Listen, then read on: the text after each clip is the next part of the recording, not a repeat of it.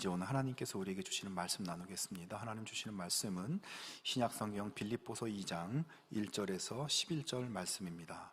다 같이 일어나서 하나님의 말씀을 경청하겠습니다. 말씀을 봉독하겠습니다. 그러므로 그리스도 안에 무슨 권면이나 사랑의 무슨 위로나 성령의 무슨 교제나 긍휼이나 자비가 있거든 마음을 같이하여 같은 사랑을 가지고 뜻을 합하며 한 마음을 품어 아무 일에든지 다툼이나 허영으로 하지 말고 오직 겸손한 마음으로 각각 자기보다 남을 낮게 여기고 각각 자기 일을 돌볼 뿐더러 또한 각각 다른 사람들의 일을 돌보아 나의 기쁨을 충만하게 하라.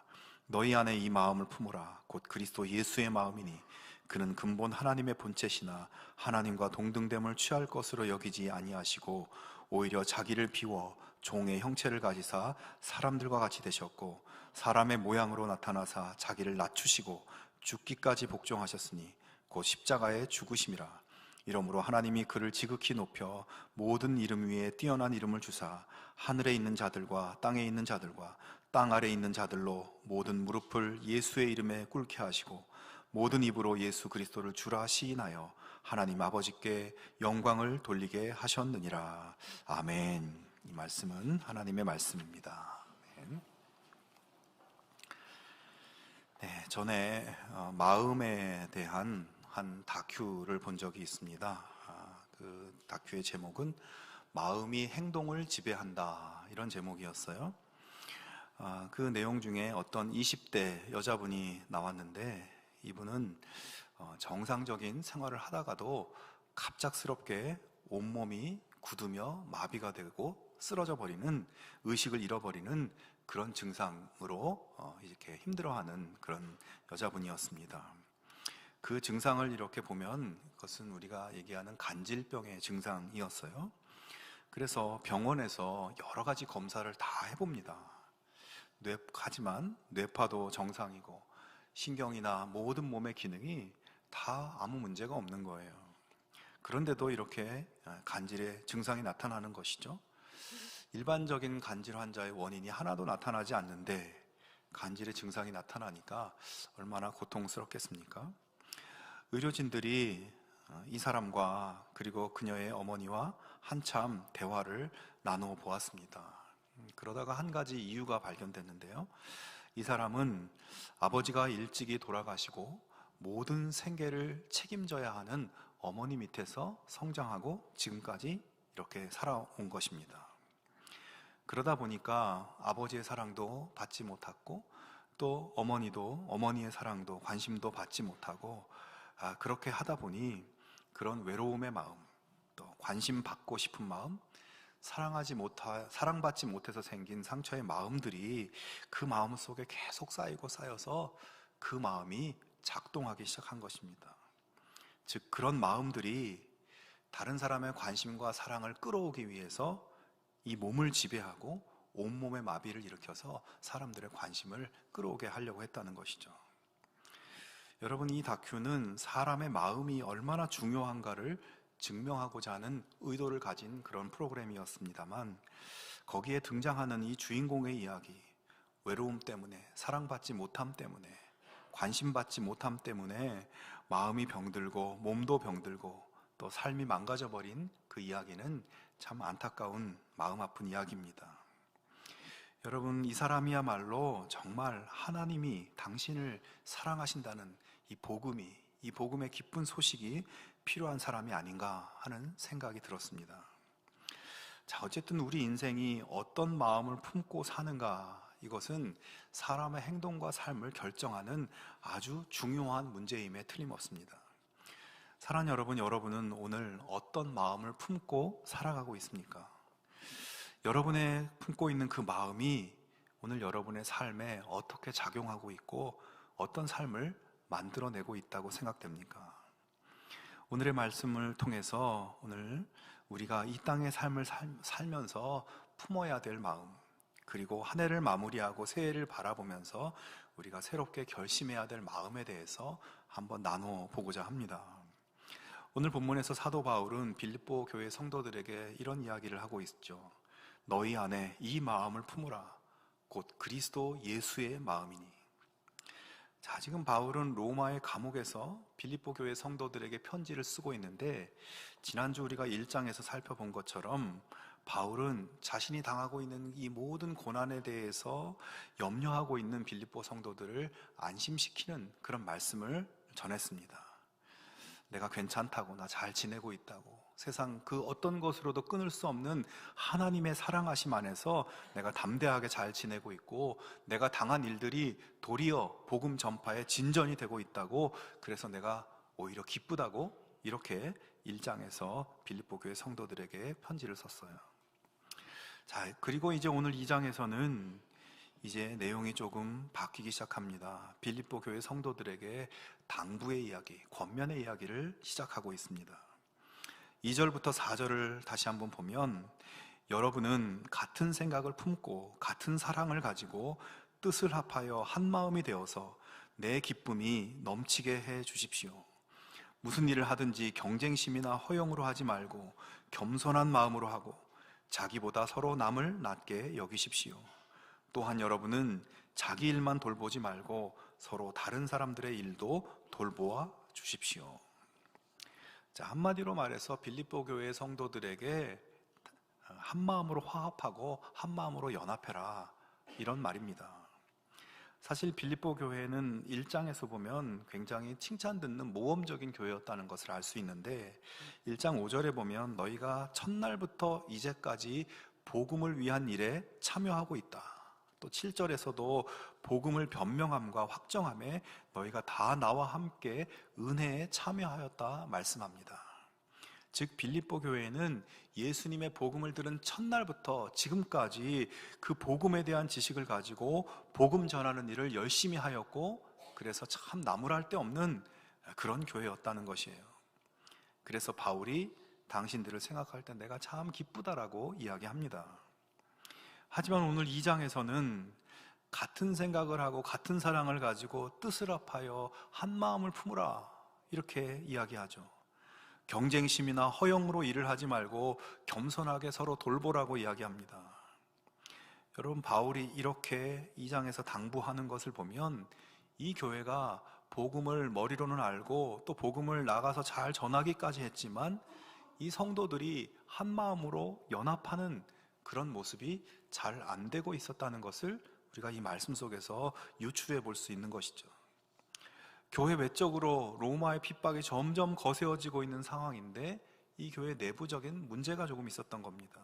하나가 되지 못하고 일을 하는데 다툼으로, 경쟁심으로 한다는 거예요.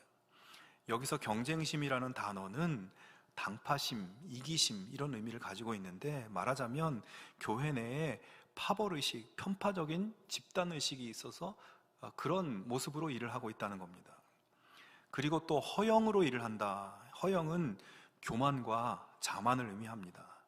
내 뜻이 최고, 자신의 뜻이 최고라고, 자신이 원하는 것을 누릴 권리가 있다고 주장하는 것이 바로 이 허영의, 교만의 의미예요.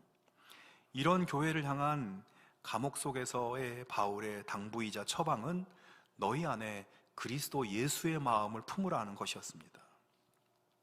자, 여러분, 그런데 바울이 이러한 권면은 빌립보 교회 공동체만을 위한 권면이 아니었습니다.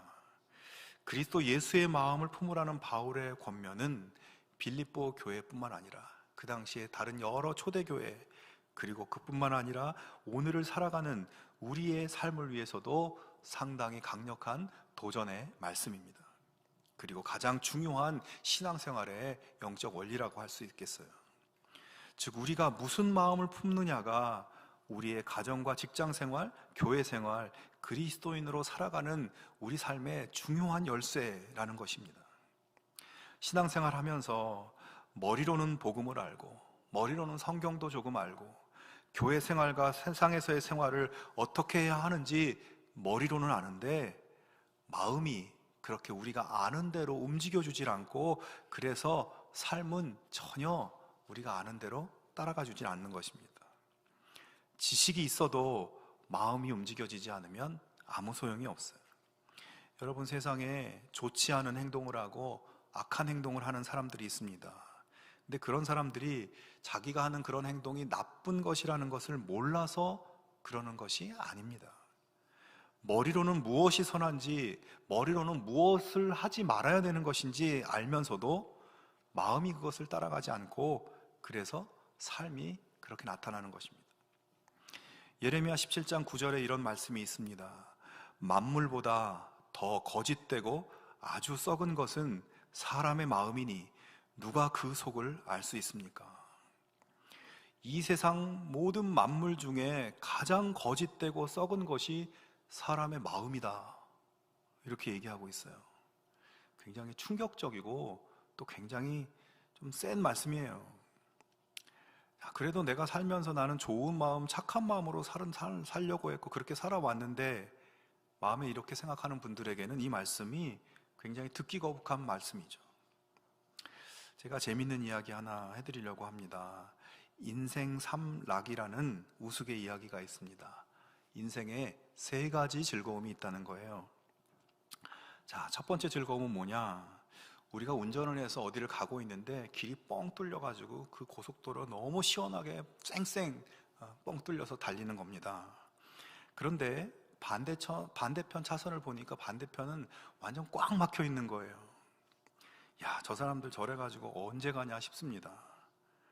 그럴 때 마음이 배나 더 즐겁다는 것입니다.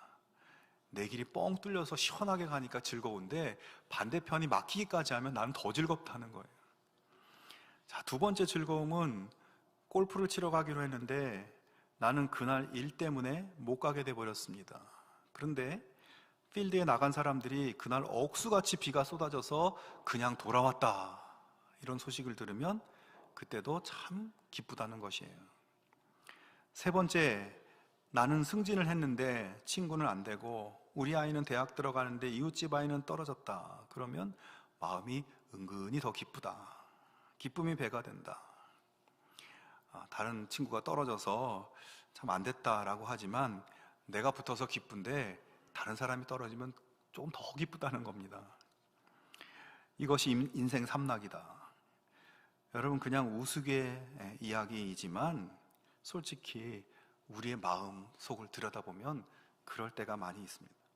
우리 마음의 본성이 어떤지를 보여주는 그런 이야기예요. 그런데 여러분, 우리는 하나님께서 창조하실 때 하나님의 형상대로 창조된 존재들입니다. 원래부터 마음이 부패하고 썩은 사람들이 아니라는 거예요.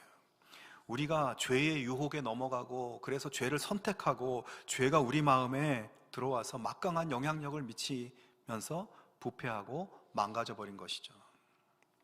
미국 미네소타 대학에서 재미있는 연구를 하나 했습니다. 1919년에 시작된 이 연구는 402쌍의 쌍둥이들의 행동과 생각과 삶을 수십 년간 추적하면서 하는 그런 쌍둥이 가족에 대한 연구였어요. 그 중에 미국 오하이오에서 태어난 짐 루이스와 짐 스프링거라는 쌍둥이가 있었습니다. 그들은 태어난 지 4주 만에 각각 다른 가정으로 입양되어서 각자의 삶을 살다가 39살이 됐을 때 다시 만나게 되었습니다. 약 40년 만에 만난 2사람 사이에 놀라운 공통점들이 여러 가지 발견되었다고 해요. 이 2사람 다 취미가 있었는데 그 취미가 다 설계하고 제도를 그리고 목공을 하는 일이 2사람의 취미였다고 합니다. 2사람의 직업도 똑같았는데 둘 다 보안관이었다고 해요. 2사람 모두 다 집에서 개를 길렀는데 개 이름을 지었는데 둘 다 토이라고 이름을 똑같이 지었다는 겁니다. 2사람 다 아들을 낳았는데 이름을 둘 다 제임스 알렌이라고 그 아들 이름을 똑같이 그렇게 지었대요. 2사람 다 이혼 경력이 있었는데 첫 번째 아내의 이름은 둘 다 린다였고 2번째 아내의 이름은 둘 다 베티였다 합니다. 놀랍게도 둘은 40년 동안 헤어져 살았지만 성격과 생각과 취향이, 그 삶이 일치했습니다. 참 신기한 일이죠. 이들이 왜 그렇겠습니까? 그들의 유전인자가 동일하기 때문이죠. 자, 성도 여러분, 우리는 하나님과 동일한 형상으로 창조된 존재입니다. 아버지 하나님의 유전인자를 가지고 있는 존재입니다. 하나님께서 겸손의 마음, 사랑의 성품, 온유한 마음을 우리에게 심어주셨고 우리를 통해서 하나님이 보여질 수 있게 됩니다. 하지만 우리의 마음이 죄로 인해서 깨어져서 부패한 마음, 교만과 미움과 사나움의 마음으로 우리가 살아가고 있는 것이죠. 바울은 그렇게 우리들에게 깨져버린, 상해버린 그 아버지의 형상, 아버지의 마음을 회복하라, 하나님의 본체이신 그리스도 예수의 마음을 품으라고 말씀하고 있습니다. 우리가 예수의 마음을 품고 잃어버린 아버지 하나님의 마음을 닮아가고 아버지의 마음으로 살아갈 때 우리 아버지 하나님께서는 당신을 닮은 우리를 보고 흐뭇해하시고 기뻐하시고 우리를 더 사랑하시고 더 좋은 것으로 충만하게 또 행복하게 우리에게 역사해 주실 것입니다. 우리 모두가 예수의 마음의 능력으로 내 삶이 변화되고 또 새롭게 되는 아버지 하나님의 은혜를 누리는 우리 모두의 삶이 되기를 주님의 이름으로 축원합니다. 오늘 말씀에서 또 한 가지 짚어볼 곳이 있는데, 본문 1절에 보면 그리스도 안에 무슨 권면이나 사랑의 무슨 위로나 성령의 무슨 교제나 긍휼이나 자비가 있거든 이라고 말씀합니다. 자, 이 말은 지금 빌립보 교회가 가지고 있고 누리고 있는 주님의 은혜가 이렇게 크다는 것을 말하는 거예요. 그들에게 그리스도의 권면, 여기서 권면은 격려라는 뜻을 가진 단어입니다. 그러니까 이 사람들한테 그리스도 안에 격려와 사랑과 위로와 성령의 동행하심과 불쌍히 여기심과 이런 은혜들이 충만하게 이미 빌립보 교회에 이런 은혜들을 하나님께서 부어주셨다는 것입니다. 자, 그런데 그런 하나님의 은혜를 받았음에도 불구하고 그들이 같은 마음, 같은 사랑을 품지 않고 당파심과 이기심과 교만으로 일을 하고 서로 돌보지 않고 그렇게 하고 있었다는 것이죠. 하나님께 받은 격려와 위로와 불쌍히 여기심과 동행의 은혜를 나만 간직하고 이것을 깨트려서 서로에게 흘려보내고 있지 않고 있다는 것입니다. 여러분, 하나님께서 하나님 백성들에게 주시는 최고의 축복의 완성이 무엇인지 아십니까? 그것은 하나님이 주신 은혜와 복을 나로부터 다른 사람들에게 흘려보내서 다른 사람들도 하나님의 은혜와 복을 나누어 받게 되는 것, 그것이 최고의 복이고 축복의 완성의 모습입니다. 하나님이 아브라함을 부르실 때 그런 말씀을 하셨어요. 너에게 복을 주겠다, 너를 심히 창대하게 만들어 주겠다, 그리고 마지막으로 너를 복의 근원이 되게 하겠다. 여러분, 이 말씀은 복의 완성이라는 것은, 최고의 축복이라는 것은 너로 인해 다른 사람들도 복을 받는 것임을 말씀하는 겁니다. 복을 주시는 목적을 이야기하는 거예요. 이스라엘 백성들에게 구원의 복을 주시는 것도 마찬가지였습니다. 이집트 노예였던 그들에게 기적을 베푸시고 그들을 40년 동안 먹이시고 입히시고 생명을 보존하시고 풍요의 복을 주시고 그렇게 복을 주셨고, 마지막에 너희를 열방의 제사장 나라로, 열방의 여호와의 이 구원의 복을 증거하고 나누는 자로, 여호와의 구원의 복이 너희를 통해서 흘러가게 되는 그런 자가 되게 하겠다고 말씀하십니다. 그것이 하나님의 복의 완성이었어요. 지금 빌립보 교회는 주님께로부터 받은 그 은혜와 복을 깨트려 나누지 못하고 있는 상황이었습니다. 그래서 바울은 너희 안에 그리스도 예수의 마음을 품으라 말씀하고 있죠.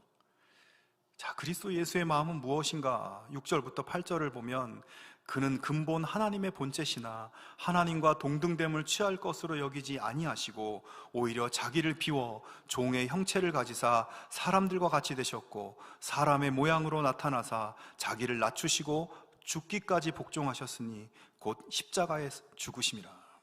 자, 예수의 마음이 뭐냐? 한마디로 자기를 깨트려서 자기를 다 비워서 자기 안에 있는 모든 은혜와 생명과 구원의 복을 만민에게 흘려 보내주시는 그 마음이 바로 예수의 마음이라는 겁니다.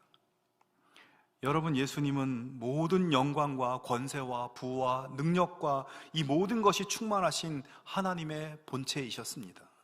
하나님과 동등된 모든 것을 누리고 계신 분이셨어요. 하지만 종의 형체를 입고 사람의 모양으로 나타나서 자기 안에 있는 그 모든 것을 다 비워서 사람들에게 흘려 보내주셨습니다. 가장 높은 분이었지만 가장 낮은 자리로 내려와서 뼈가 으스러지고 살이 찢어지고 혈관이 끊어져서 모든 피가 쏟아지고 그 십자가의 고통을 겪고 마지막 한 방울까지 다 쏟아서 우리에게 흘려 보내주신 예수님입니다. 예수님께서 그렇게 기꺼이 낮아지시고 겸손하게 자기의 모든 것을 비워서 부어주실 때 어떤 일이 일어나나요? 우리 모두에게 영원한 생명, 구원의 길이 열려진 것입니다. 사망과 저주와 심판에서 벗어나서 아버지 하나님께 나아갈 길이 열린 것이죠. 피조 세계 전체가 그리스도께서 깨트리고 비워서 흘려보내주시는 그분의 생명을 누릴 수 있게 된 것입니다. 성도 여러분, 성경에 이 예수님께서 종의 형체를 입으셨다는 말씀을 잘 보여주시는 장면이 있습니다.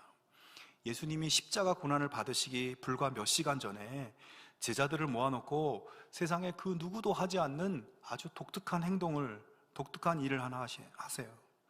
바로 제자들의 발을 일일이 씻겨주시는 일입니다. 누군가의 발을 씻기는 것은 그 당시 종들이나 노예들이나 하는 일들이었어요. 그런데 하나님의 본체, 하나님과 동등 되신 예수님은 스스로 기꺼이 종이 돼서 제자들의 발을 씻으신 것입니다. 예수님께서 제자들의 발을 씻을 때 그들이 발을 씻겨줄 만한 가치가 있어서 그런 것이 아니었습니다. 주님은 저들이 앞으로 예수님을 배반하고 예수님을 팔아먹을 사람들이라는 것을 알지만 그래도 예수님은 자기의 모든 사랑을 비워서 그들의 발에 쏟아 부어주신 것입니다. 여러분, 이렇게 종의 모습으로 자기를 비워 사랑을 흘려보내어 그들의 발을 씻을 때 어떤 일이 일어났습니까? 저들이 내가 하는 일을 하고 나보다 더 큰 일도 하게 된다고 하신 주님의 말씀대로 제자들은 그 이후에 유대와 사마리아와 땅끝까지 주님의 사랑과 복을 나누는 축복의 근원, 축복의 사람들이 되었습니다. 바울은 너희가 바로 이 그리스도 예수의 마음을 품어라. 너희가 주님께 받은 구원의 은혜, 주님께 받은 사랑과 위로, 불쌍히 여김 받은 그것을 깨트리고 비워서 나누어주는 예수의 마음을 품으라고 말씀하십니다. 사랑하는 성도 여러분, 자기를 비워 생명까지 나누어 주신 그리스도 예수의 마음을 여러분 품어 보실 수 있기를 바랍니다. 겸손하신 예수님, 가장 밑바닥까지 내려가시는 그 예수님의 마음, 우리의 가정에서 남편과 아내를, 자녀들을 대할 때 예수님의 마음으로 내가 낮아지고 겸손한 마음으로 종의 형체를 입고 주님의 사랑을 내가 먼저 가정에서 흘려보내 보시기 바랍니다. 가정 안에 그리스도의 사랑과 평강이 충만하게 넘치게 될 것입니다. 또 여러분의 삶의 자리에서 만나는 수많은 사람들이 있습니다.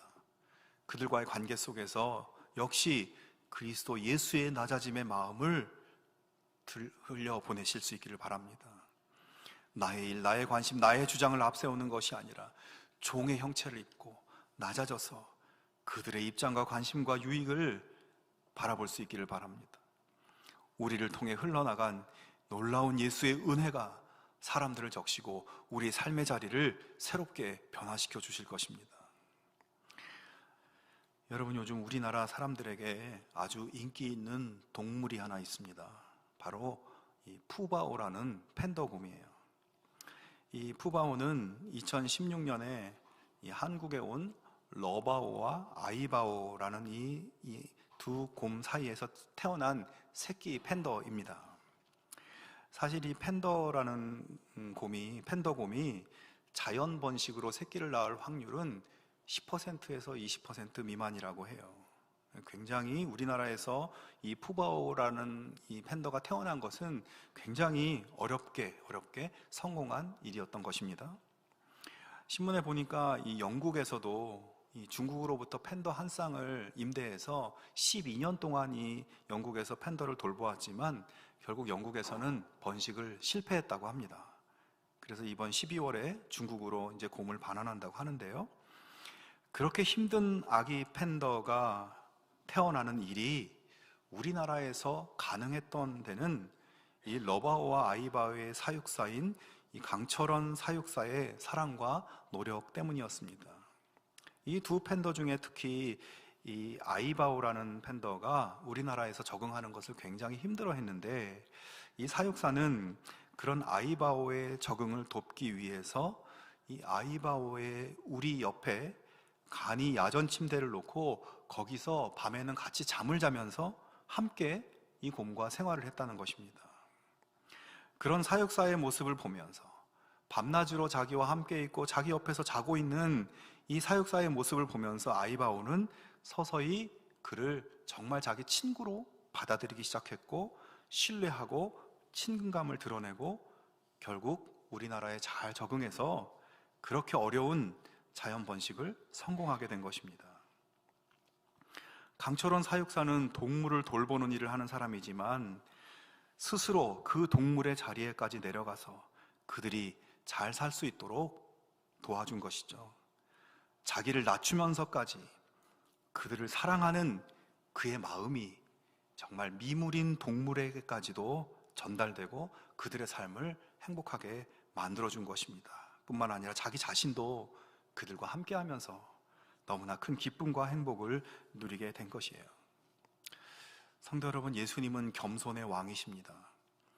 여러분, 근데 이 겸손의 왕이라는 말을 가만히 보면 말이 안 되는 말이에요. 왕은 본질적으로 위엄과 권위의 상징입니다.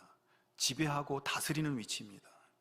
하지만 예수님은 위에서 지배하고 다스리는 권위의 왕이 아니라 여기에 내려와서, 가장 낮은 자리까지 내려와서 겸손하게 우리의 발을 씻기시고 우리를 위해 십자가에 달려 죽으심으로 두려움과 어둠과 절망과 눈물로 얼룩진 우리의 삶을 생명의 희망으로, 기쁨으로 변화시켜 주신 것입니다. 여러분, 예수님께서 그렇게 하실 때 하나님께서 예수님을 어떻게 하셨습니까? 그를 지극히 높여 모든 이름 위에 뛰어난 이름을 주사 하늘에 있는 자들과 땅에 있는 자들과 땅 아래에 있는 자들로 모든 무릎을 예수의 이름에 꿇게 하시고 모든 입으로 예수 그리스도를 주라 시인하여 하나님 아버지께 영광을 돌리게 하셨느니라. 여러분, 겸손하게 가장 낮은 자리로 내려가 자기를 깨트리고 다 비워내서 사랑을 부어주신 예수님을 하나님께서는 가장 높은 자리, 모두가 우러러 경배하는 만왕의 왕의 자리로 높여주셨다는 거예요. 성도 여러분, 그리스도의 마음을 품으시기 바랍니다. 그리스도의 마음을 품고 나를 비워 낮은 자리로 내려가 겸손으로 섬기는 삶을 여러분 결단하고 결심하고 실천해 볼 수 있기를 바랍니다. 물론 그것이 쉽지 않은 일일 수 있습니다. 누구나 높은 자리에 올라가고 싶고 높은 자리에 내가 있으면 절대로 내려오고 싶지 않은 것이 사람입니다. 남이 내 발을 씻어주면 좋아도 내가 남의 발을 씻는 것 별로 기뻐할 만한 일이 아니지 않아요? 하지만 우리가 기꺼이 그리스도의 마음을 품고 살아갈 때 우리를 높이 들어 올려주실 하나님의 그 손길, 그 영광을 여러분 바라볼 수 있기를 바랍니다. 오늘 우리가 낮아지고 낮아질수록 최후의 승리의 영광은 더 아름답게 우리의 삶에서 빛나게 될 것입니다. 우리를 통해 위대한 생명과 행복의 일들 나타나게 될 것입니다. 그 주님의 역사를 기대하며 여러분의 매일의 삶 속에, 관계 속에 더 겸손하게 더 낮아지는, 그래서 복음의 위대한 역사를 일으키는 우리 모두가 될 수 있기를 주님의 이름으로 축원합니다.